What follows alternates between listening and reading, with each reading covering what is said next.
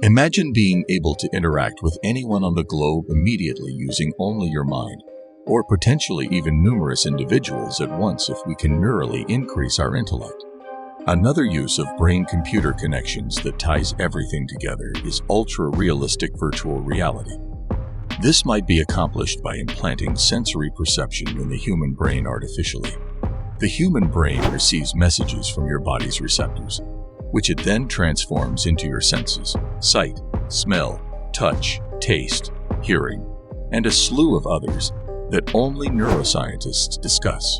Brain-computer interfaces could be used to fake signals and generate perceptions and experiences that are unrelated to what is going on in your real-world environment.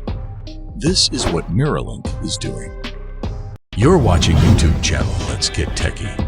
In today's video, we are going to talk about Neuralink. And what does Elon Musk's Neuralink brain implant business mean for the future? Could this be a treatment for madness, paralysis, hearing loss, and blindness? So make sure to watch the video till the end.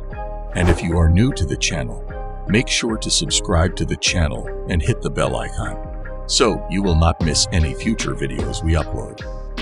Well guys, likewise, of all the businesses in which Elon Musk is involved, Neuralink is the most intriguing and puzzling. There have been many speculations and assertions about the potential uses of such a gadget, but so far, we haven't seen anything put into practice.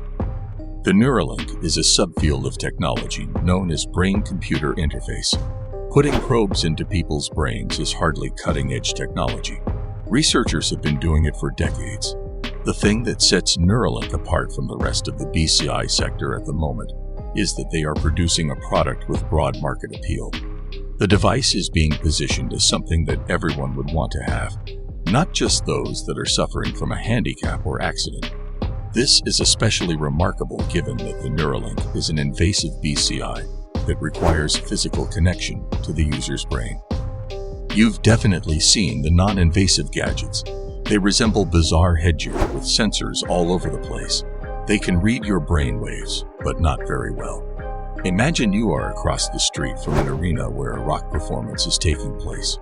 You will hear enough to know that music is being performed, but you may not be able to identify the tune. Switching to an invasive BCI is like moving to the front row at a concert. You'll be able to hear every detail of the performance. Elon Musk is getting ready to conduct clinical tests in people with his brain chip business company. Musk, who founded Neuralink in 2016, has made the promise that the technology would make it possible for a person who is paralyzed to operate a smartphone at a rate that is quicker than someone using their thumbs. The business based in Silicon Valley that has previously successfully implanted artificial intelligence microchips in the brains of a macaque monkey named Pager and a pig named Gertrude is currently looking to hire a clinical trial director in order to conduct tests of the technology on people. Musk's long-term goal is to simplify brain-computer connections to the point where they are comparable to LASIK surgery. When Neuralink was successful in implanting a chip into the brain of a monkey, Pager, the monkey, was able to operate a joystick in order to play a video game. The Neuralink device was able to capture Pager's brain activity at this point and transmit the data to the computer for analysis. So far, the difficulty with these invasive BCI devices has been that they need brain surgery to install, which has inevitably limited their acceptance rate. The business strategy of Neuralink is predicated on the idea that their gadget would be implanted by an automated robot surgeon.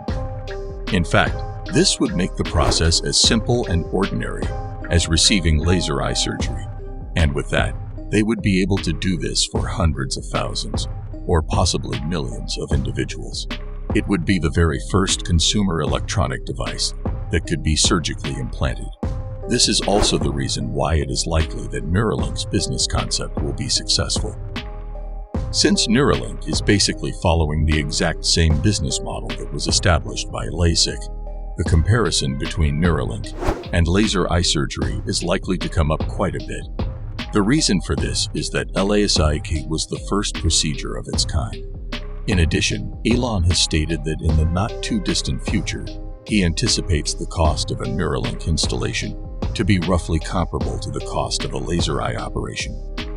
It should go without saying that we are referring to a time very far in the future. Before the Neuralink can be released to the public, it must first go through many years of clinical testing. Afterwards, early adopters will have to pay a premium price in order to secure a spot at the front of the line.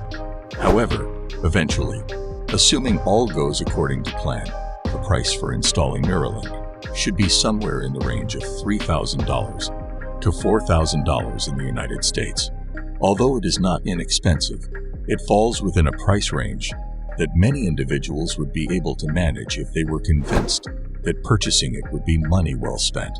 Moving forward, let's talk about what it is that this thing is going to accomplish. This is the reason why Elon Musk and his team have been making a variety of claims about what this technology may be able to achieve in the future. We've heard it all. From mending mental illness to restoring damage to the spinal cord, healing brain disorders like Parkinson's, and even offering digital immortality.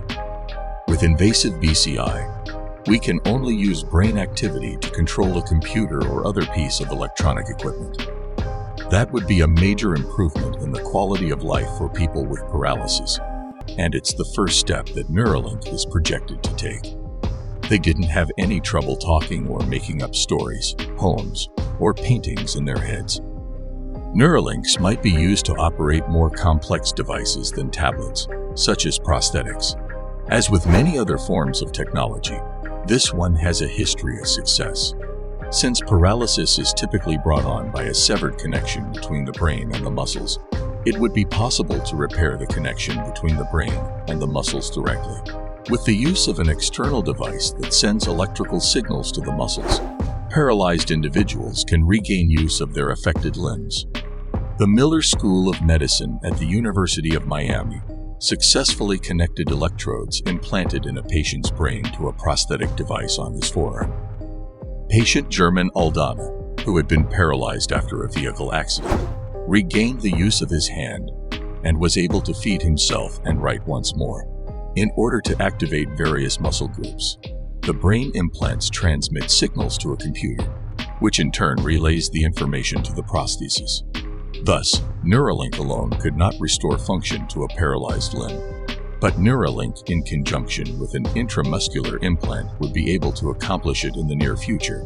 Or, if you've lost a limb, you may have Neuralink to connect to your brain and transfer brain signals to a prosthetic limb, allowing it to work just like the real thing.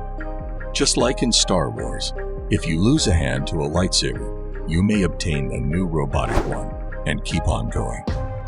What if, on the other hand, we reversed the process and fed information into the brain via the Neuralink? A digital camera might perhaps replace a person's eyes. Perhaps a microphone might act as an ear for them. Patients with impairments are available right now who are keen to participate in preliminary studies to see whether this works for them. These studies will look at the long-term effects of having electrode threads implanted in the brain, as well as the effectiveness of the Neuralink technology. But what happens if the Neuralink proves safe and successful after years of testing? This is going to change the game for individuals with disabilities. Patients can get same-day service at any of several clinics and hospitals that have invested in the Neuralink surgical robot. When all those in need of a Neuralink have received one, what will happen to the rest of us? Everyone, in principle, could acquire a Neuralink implant and begin communicating with their electronic devices only by thinking.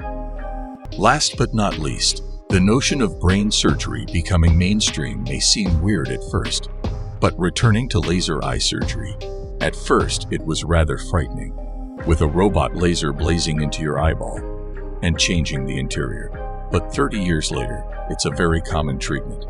It's a luxury, to be sure, and not inexpensive, but it's also not exceptional. As a result, we should expect brain implants to follow a similar route to widespread acceptability. And once again, we're talking about something that everyone can use, not just people with certain medical issues. If they had the money and the desire, anyone could buy a Neuralink. That's all for today's video, guys. What do you think of today's video? Tell us your views in the comments section.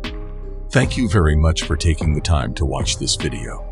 See you in the next video. Until then, best wishes.